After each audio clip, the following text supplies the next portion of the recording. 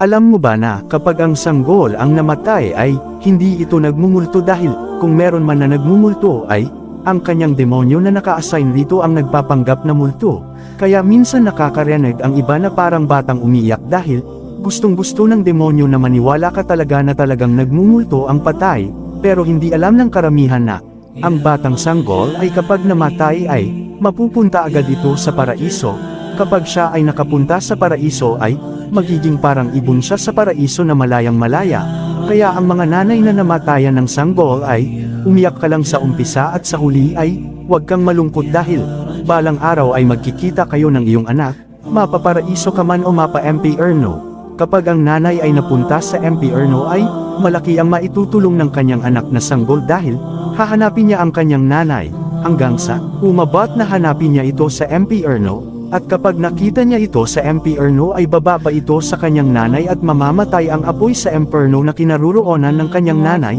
at kukunin niya ito at dadahilhin sa paraiso, at kung ang nanay naman ay sobrang laki ng kasalanan ay hindi niya ito mahahanap dahil magmumuka itong hayop, at hindi niya ito makikilala.